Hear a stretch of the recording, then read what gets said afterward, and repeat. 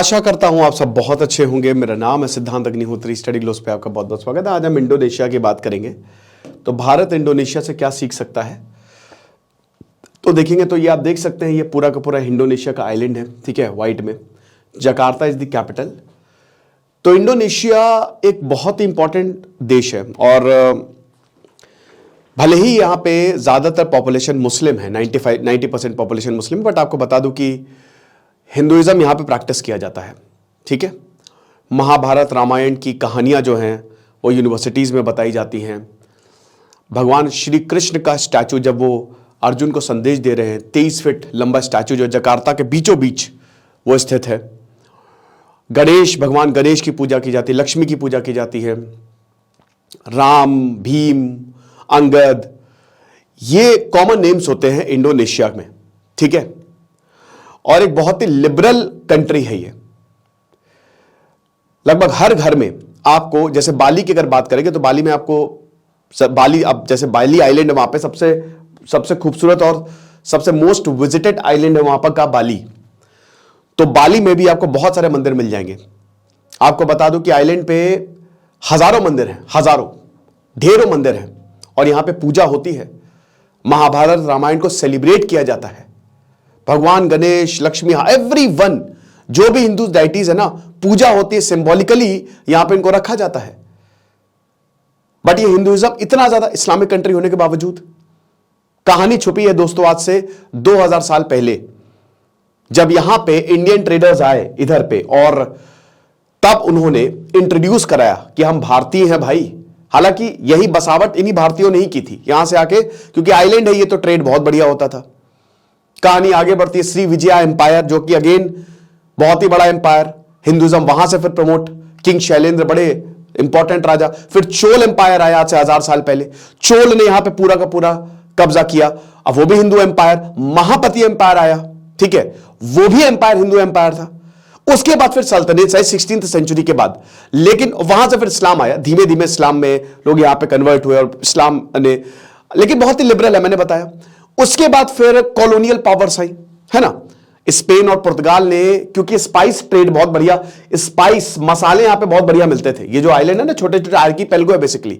Jakarta जो है ये शायद डूब जाएगा 2050 तक। अब कौन सी नई कैपिटल होगा इंडोनेशिया के, आप मुझे कमेंट बॉक्स में बताओ। अभी तो जकार्ता ही है। तो बात इतनी है कि यहां पे आए कॉलोनियल पावर्स। ब्रिटिश जो है वो भारत में था, वो यहां पे अपनी किस्मत आजमा रहा था।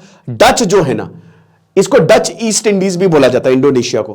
तो डच यहां पे आए और इन्होंने अपनी किस्मत यहां पे आजमाई, क्योंकि यहां पे बहुत बढ़िया जो है वो मसाले, स्पाइसेस जो है वो मिलते थे, और डच ने पूरे को कॉलोनाइज किया। फिर उसके बाद वर्ल्ड वॉर 2 शुरू हुआ। शुरुआत में तो बड़ा मुश्किल रहा, लेकिन 1870 में फ्री मार्केट इकोनॉमी हो गया, यहां पे एग्रीकल्चर प्रैक्टिस की जाने लगी। तो अब यहां पे फिर उसके बाद जब वर्ल्ड वॉर 2 खत्म हो तो जापान के अंडर सब आ गया, और 1945 में इंडोनेशिया ने आजादी घोषित कर ली, ठीक है। सुकर्णे जो है यहाँ के प्रेसिडेंट बने, और उसके बाद फिर रेस्ट इज हिस्ट्री। आपको पता है इंडोनेशिया काफी ज्यादा डेवलप किया है। यहाँ की जो आधी पॉपुलेशन है वो शहर में रहती है। जकार्ता जो है वो मोस्ट पॉपुलेटेड सिटी है यहाँ की, अगर बात करते हैं। साथ ही साथ पूरा इंडोनेशिया बहुत ही खूबसूरत है। यहाँ पे ढेरों आपको वॉल्केनो मिलेंगे, वॉल्केनिक इरप्शन होता है। रैफलेशिया एर्नल्ड, जो कि दुनिया का सबसे बड़ा फ्लावर होता है, 7 किलो का फ्लावर होता है, ठीक है ना, बहुत बड़ा फ्लावर होता है। तो वो भी आपको यहां पे मिलेगा। कोमोडो ड्रैगन्स के लिए बहुत ज्यादा फेमस है। और यहां पे वो सिविट, यहां पे वो जो जानवर नहीं होता, सिविट बिल्ली टाइप का होता है, वो उसकी पॉटी से कॉफी बनाई जाती है और बड़ी महंगी बिकती है। यहां पे लोग बड़े मेहनती होते हैं ये। लेकिन सबसे बड़ी बात, यहां पे लोग बहुत लिबरल हैं। 1500 साल हिंदुओं का राज हुआ है यहां पे, और इसीलिए इनके कल्चर में हिंदुइज्म इनग्रेन्ड है, समझ रहे हो।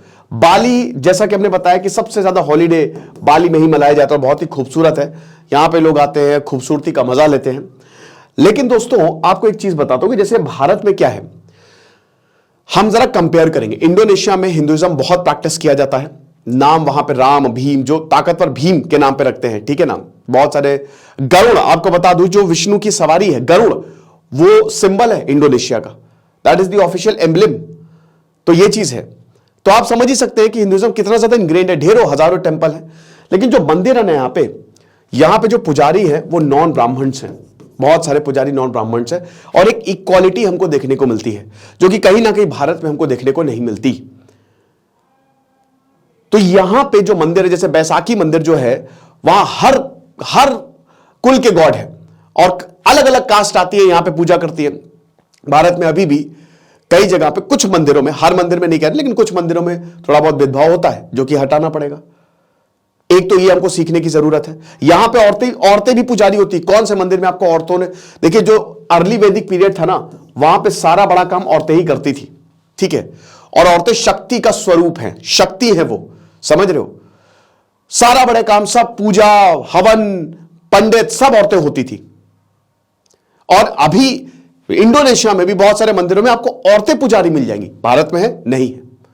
तो ये जो इक्वालिटी है ये हमको हटानी, अनइक्वालिटी हमको हटानी पड़ेगी। वहां पे जो औरतों को पार्टिसिपेशन है वो 50% है, भारत में कितने परसेंटेज है? सिर्फ और सिर्फ 24%। दूसरा, इंटरफेथ मैरिज। अभी एक न्यूज आई भारत में कि इंटरफेथ मैरिज, एक धर्म दूसरे धर्म से शादी की। अभी तो यह था कि पहले उसको पकड़ के मारा पीटा और उसके बाद उसके साथ गैंगरेप भी किया गया। कर्नाटक की न्यूज है।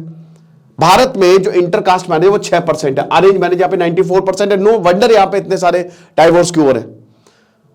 अब मैं अरेंज मैरिज को खराब नहीं कह रहा हूं, बट कोई भी मैरिज आपको जानने का मौका मिले। और भारत में क्या है कि अगर आपने लव मैरिज सोच भी लिया कि आपको दूसरी जगह पे शादी करनी है तो गए आप, बहुत बुरी हालत हो जाती है। मैं कितनों को जानता हूं कैसी न्यूज आती है। यहां इंडोनेशिया में यह आंकड़ा है 75% से ऊपर।